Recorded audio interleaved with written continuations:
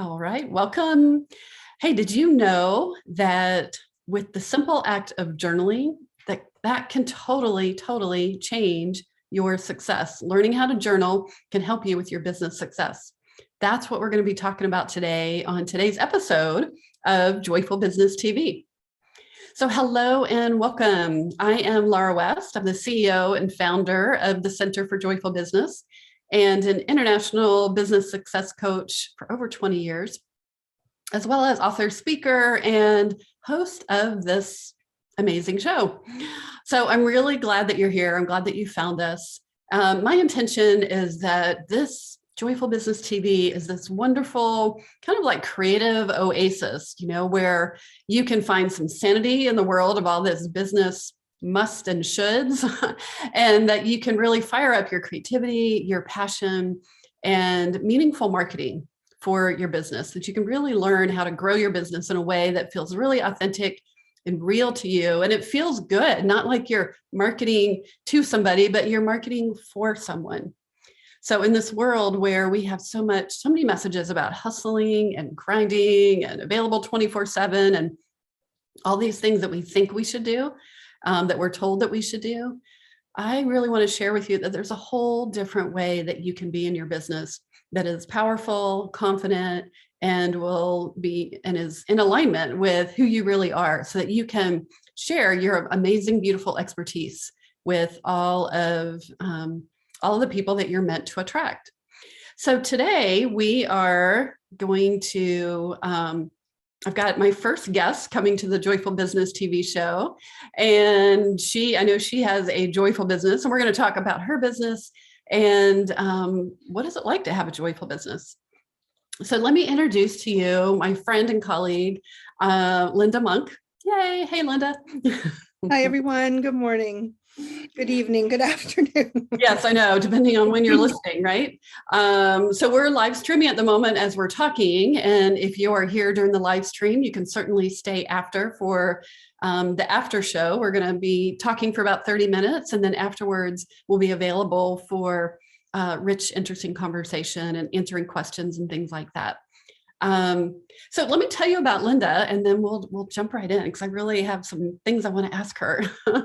So I've known Lynda for a long time, I think, kind of known of her. And it feels like it's one of those like where we've seen each other on social media and at different events. And I feel like I've known you for a long time, but it's only recently that we've actually been talking and really sharing what we each are up to and being able to help collaborate and things like that. So that's been really great. So let me tell you about Lynda. Lynda is a registered social worker, a certified life coach, and she is the director of the International Association for Journal Writing, which I'm really excited about. And that's what we're going to learn more about today and talk about. She's also the co-editor of a new book called Transformational Journey. Sorry, let me get this right. Transformational Journaling for Coaches, Therapists, and Clients, a complete guide to the benefits of personal writing, and a forthcoming book, The Great Book of Journaling.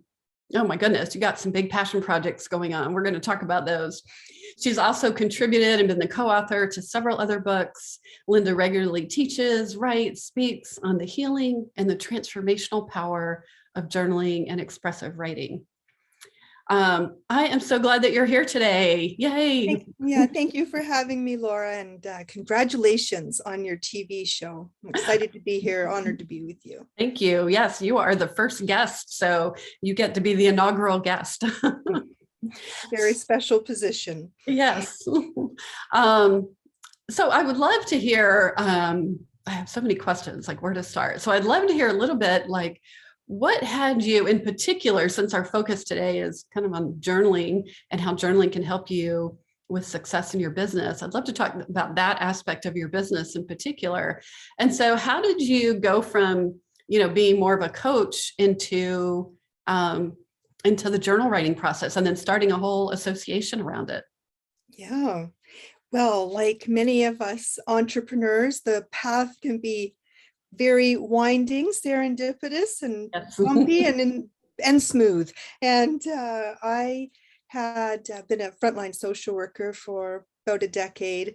And when I was doing those studies, I really honed in on burnout prevention and wanted to know how to be a helping professional and not burn out. And during those studies, I learned how important it is to have a reflective practice, how something like journaling can really help with burnout prevention, self-care, our health, our wellness. And so I wanted to learn more about that. I'd always been an avid journal writer since I was a young girl and knew how much it was helping me in my own well-being as a social worker. I started offering workshops that included teaching about journaling. Mm. And that was over 20 years ago. And I eventually that just blossomed and became more and more of what I was doing, and had a business called Creative Wellness, where I did journaling for burnout prevention with helping professionals and healthcare professionals. And 4 years ago, I was invited to be the successor to the International Association for Journal Writing. It was founded years before that, in 2009, by a wonderful woman named Ruth Follett, who lives in Florida. And I'm on the West Coast of Canada. And that's been my bigger focus in the last while. I also have another business called Thrive Training and Coaching, where I continue to do training work in that area of burnout prevention, compassion, fatigue with helpers. So Oh, I have gosh, these kind of so dual needed. paths, two businesses that are in my midst. And really, journaling has been key to the whole evolution. It's not just central to what I do, but it's actually helped me decide what to do. It was the first time I really had the sense I wanted to be an entrepreneur was back in my 20s. I'm in my 50s now. And I just kept noticing in my journal this desire. I was working as a medical social worker at the time, and very high stress, high trauma work in an emergency department, ICU. And I did love that work, but I kept having this instinct that I wanted to start my own business. And so I did. I called it Wellness Works, and I rented an office and started doing counseling and massage and helping people. I was certified in massage, helping people recover from trauma and stress. And so I'd work at the hospital, and then I'd come to my office, Right. and then at 30, I made a move to an island where I've lived ever since. And that rendered me having to go more deeply into my entrepreneurial path because well, I had to create livelihood. So That's right. living Right. on an island really helped catapult me into that. Oh, I love this. I'm really hearing, the synchronicities, the listening to, that inner, those inner messages, those nudges that are saying, hey, go in this direction, more of this, little less of that. Yeah. And the journaling really is that companion practice, because every time those nudges come, they're appearing on the page, then they appear again, and you're having your life and your desires, your real desires, reflected back to you on a consistent basis through the practice of journaling. So I think it really helps us trust our intuition, helps us trust our desires as being true to us, because there's no one else watching it, there's no one else censoring it other than ourselves as we write. So that really authentic inner voice is constantly being presented, that so we can hear our own wisdom and then make choices with it, and trust that they're good choices because they've really come from within. Right. And one of the things I love about journaling is that like once you settle into it, it's like a structure for being able to listen to that inner wisdom, right? Mhm. It's so hard during the day when we're running around and going from thing to thing, and we get all these brilliant ideas, but we're not always sure which ones to act on or which ones are really for our highest good. And so that active journaling can really help us be more present, to be able to hear those things. So, some of the questions I get from clients, I have clients who love journaling. They're avid journalers. They're like, give me a new technique, they just love it. And then there's other ones who are like, I don't know, it seems kind of hard, or I kind of do it. So what are a couple of suggestions you have for maybe an easy way to create a journaling practice? Like, do you recommend in the morning, the evening, kind of what are your recommendations? Mm-hmm. Well, my recommendations are that people figure out what works for them. And like anything, there's no one size fits all, even whether to journal or not. There's lots of Right. things we can do in our lives. And I'm passionate about journaling. I've seen benefits of it firsthand. I've seen it really transform other people's lives, including clients. And if we are just trying to get it as a practice, that thing we return to over and over again that has benefit for us. We think of all the different practices we might have. People have a yoga practice, a meditation practice, prayer practices, all kinds of things that are routine, that are positioned in our lives that matter to us, that make a difference. So if you have other practices, which most of us do, you could say, well, what helped create that? And how might that help me with my journaling practice? Is it picking a time of day? Is it sitting in the same chair? Is it, having the ritual of making a cup of tea and then sitting down to journal? So pick a time, pick a place, have your tools, have your journal handy, your pen handy, so that it's just there's not those obstacles. Oh, I don't have something to write with. And, just make it easy to get to it and create the conditions around it that feel good to you. It's a nourishing practice. It's a self-care practice. And therefore, it should have that sense of ease and flow and desire that we want to sit down and do it. I never feel it's a routine now, of course, after all these years, but I never feel, oh, gee, I have to go write in my journal. Haven't done that yet today. It's very flexible. Days can pass and we might not write. We might have times we're really trying to figure something out and we spend an hour on the page, sorting through and making decisions and so forth. So I love this. Yeah. yeah, find what works for you. And routine does help, because when we make something, it helps us create that habit pathway. Mhm. So when I wake up in the morning, I turn my pot of coffee on, snuggle my dog, and I have my journal. And I start with a brief meditation, a few minutes, and I go to the page. I drink my coffee and I write. And I just get up early. I don't even set an alarm. My body just naturally wakes up. And I don't have to think about that, because that's just what I do every morning. And I Right. do it before my kids wake up and before the household's ready. And I do it lots of other times too. I catch can along the way, because my journaling is a big part of my life and business.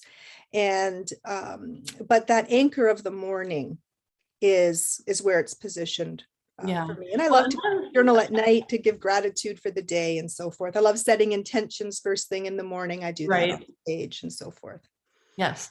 So a couple things I just want to highlight what you said is I really, I totally agree with first of all, there's lots of different ways to tap into your higher wisdom, of course.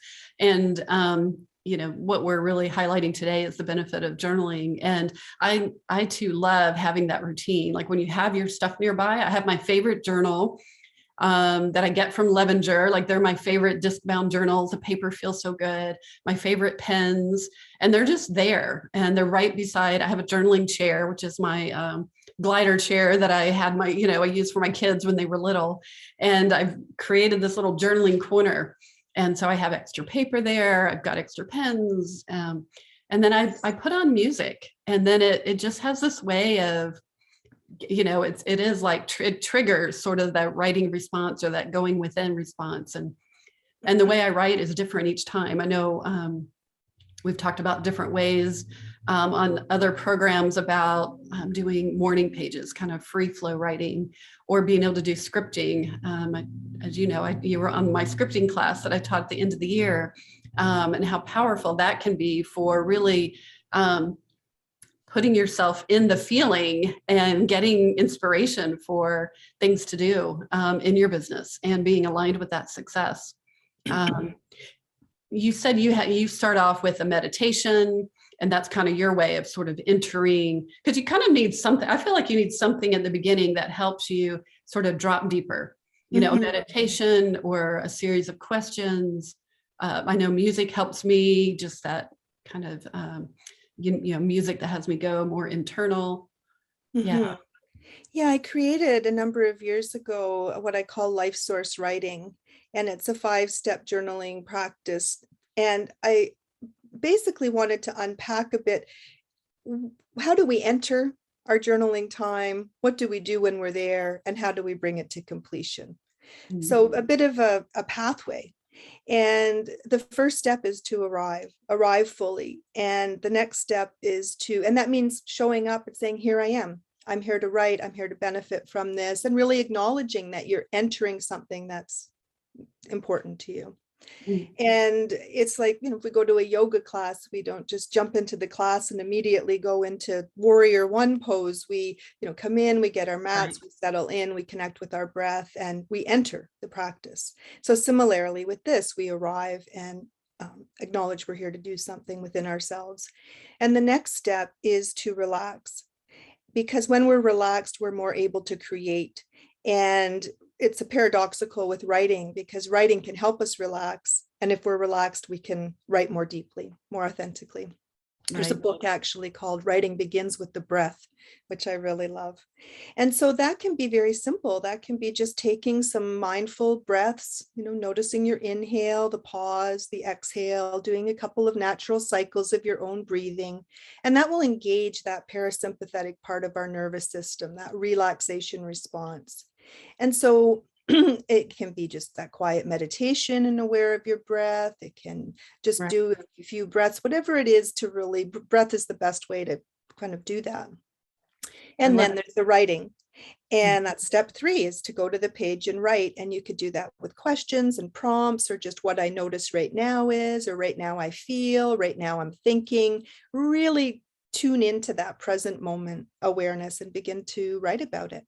Yeah, I have found that the simple act of, just one of the simple things is just to write things that are in my head. Sometimes you just need to do the brain dump, right? And it might feel a little less like journaling and more like dictation, of things to do. But it empties like my brain so that there's enough space then to like sort and hear other messages, really hear the priorities. And then I go into a series of questions as well that starts me into like, what do I need to know today, and things like that. But sometimes I need that clearing, kind of that brain dump of what's on my mind, right? Yeah. And we don't need to overthink it, because whatever we write is right. We're always the experts of our own experience. Whatever's meant to emerge in that moment will. You're building that really self-trusting muscle when we journal. And I love what you said about the questions, because people often think of journaling as writing about their day. Today I did this and I did that, and I picked up my boys. And that's true. We can capture the stories of our lives and our experiences, that really diary type of form of journaling. And I think of transformational journaling as that really personal growth practice, where I'm getting curious. I want to learn things that I don't already know. I'm not just regurgitating my day. And we can use it then not just to write about events, but we can really express our emotions. We can explore our thoughts. We can transform our emotions. We can transform our thoughts. And that's where that real transformational power of journaling comes in. So I would just want to share the 4th and 5th step of life source writing, in case people, who follow along those sorts of trails are thinking, what's the 4th step? Let's hear those. And then I've got some other questions I want to make sure we get in. The 4th step is after you've been writing for a bit, whether that's 3 minutes, 5 minutes, a half an hour, whatever that might be, just to pause. And step 4 is reflection. It's an inquiry practice, and it's a feedback loop mechanism, where we can ask, what do I notice about what I just wrote? What do I feel about what I just wrote? And then keep writing for another couple minutes. You don't have to do that every time you journal, but it's a really powerful step that often allows us to distill our own awareness. And of course, what we want to do with journaling is raise our awareness and then take action from that awareness. So years ago, when I'm noticing and becoming aware that I want to be an entrepreneur, well, the noticing is one thing. Taking a step and starting a business is an action, and that's the other thing. And that awareness to action is really, I think, where journaling has that transformational power. Yes. And I would say, especially for people who have their own businesses, because we're talking about joyful business owners, that is one of the places that can elevate your journaling, as you said, and make it more of a transformational process. And I know that's where, for me, when I journal, part of it is the pouring out my day and just kind of getting things so I can free up the energy.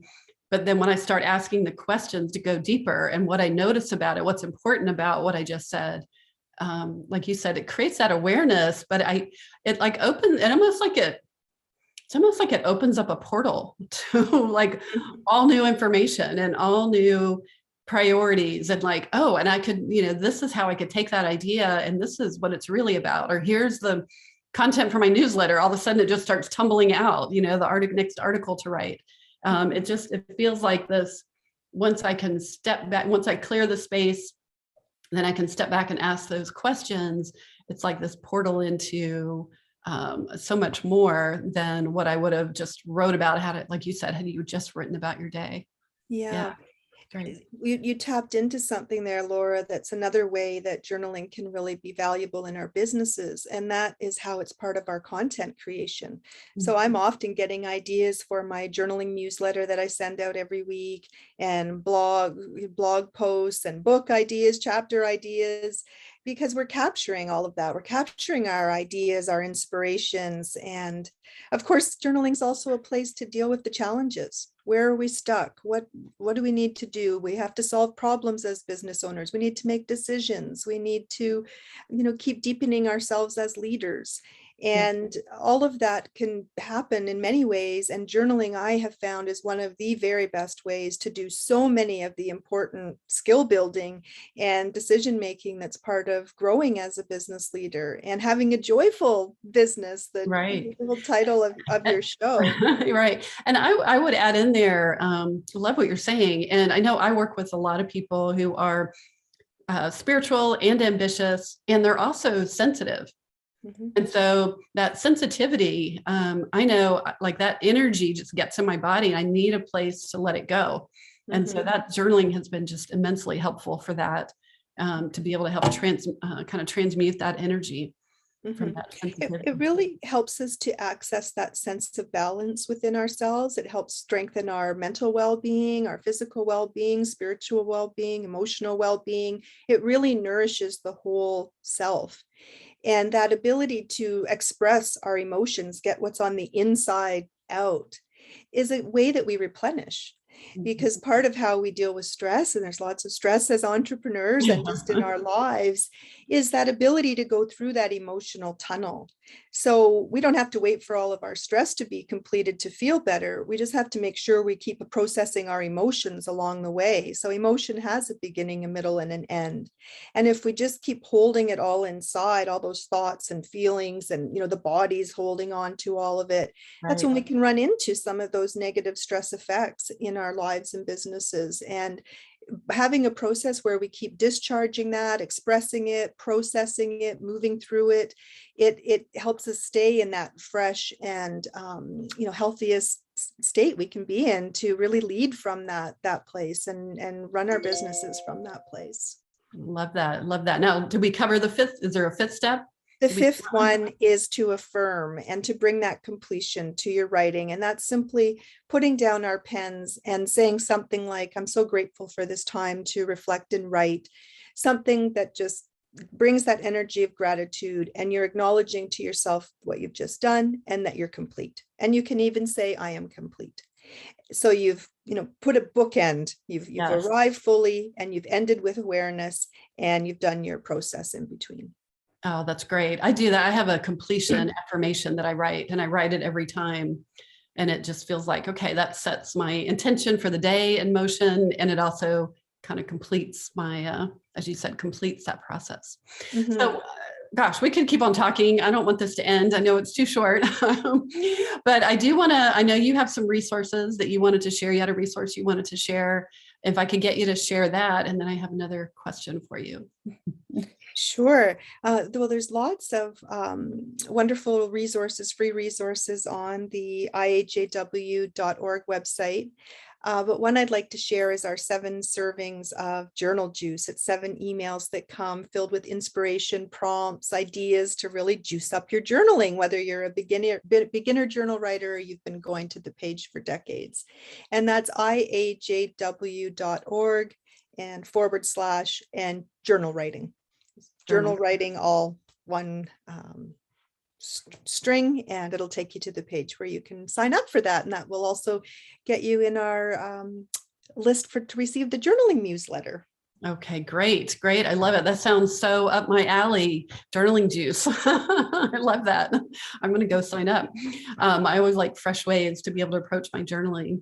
I have a question for you before we wrap up around one of the things I talk about in Joyful Business is being able to really claim like your unique personal definition of success. Because I think that's one thing is that everybody really has, they're in unique situations and circumstances, and everybody has a different vision of what success is for money, freedom, time, flexibility, creative expression, things like that. So I'm curious, what would you say your idea of your personal definition of success? Well, I always think of it in the context of the whole of my life. So I don't think of life and work. I think of here's my whole life, and in it are the things that matter most to me: my marriage, my family, my health and wellness, my right livelihood, my work in the world. And so to me, success is how am I holding and tending to what matters most to me and doing those meaning making focus throughout my days, each and every day. So to me, success is, holding what matters most, tending to it in meaningful ways, and also really truly enjoying the journey. And life is filled with ebbs and flows and suffering and good things. And I really think success is being able to stay resilient and keep orienting to what's positive and good. Because when we can do that in ourselves, and that doesn't mean rose-colored glasses, it means how do we be with all of it? How do we be with the good, the painful, the abundance, the challenges, and keep bringing our very best to all of that, and do the work, do the personal work it takes to do that. And I really feel that how I take care of myself is part of my success in my work. They're not separate, and that's earned. Yes. I wouldn't have said that was success in my 20s. And when I stay oriented to that version of what success means to me, I all the rest happens. The abundance happens. The dealing with challenges in a positive way, or best way possible, happens. So for me, it's really about core values and honoring those and making sure that's what's present in the heart of what I do. Right. Thank you for that. Yeah. It's, and I love what you're saying about that. The more you do those things that you align with your values, align with what's really important in your life, align with your self-care, that the abundance in your business starts getting handled. It starts getting taken care of. It feeds. I do believe it feeds each other for sure. Mm-hmm. So, yeah. And that doesn't mean there's not the wild ride of extremes and intensities and high stress times and pressures and deadlines, all of that. But it means how I meet it is as best I can to be grounded, present, responsive, responsible, and very intentional about what I'm doing and why I'm doing it.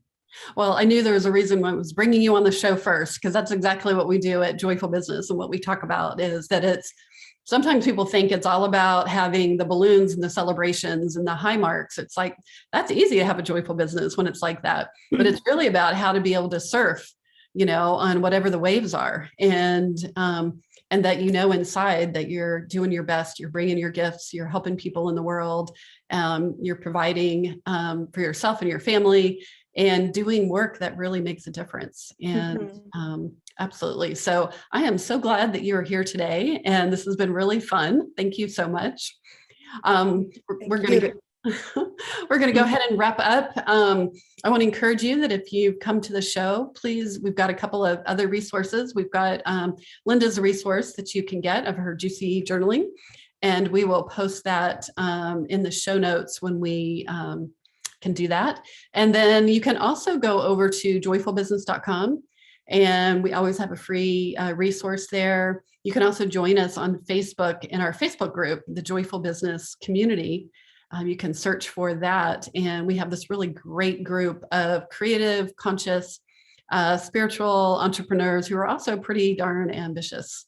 And so love for you to come over to either one of those and learn more about how you could grow your joyful business.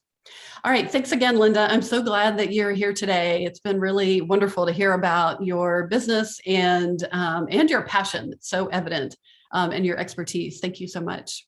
You're welcome. Thank you for watching this episode of Joyful Business TV. I want to invite you to get more creative strategies and support for growing your business. You can start right now by activating your abundance mindset with a really powerful creative visualization that will help you get into the universal abundance current, one of my favorite things to do. And you'll also get a companion 7-day journal that will help you create a daily habit of co-creating with the universe. These are 2 powerful resources that you can get started right now to help grow your business and activate that abundant mindset. You just go over to activateabundancegift.com.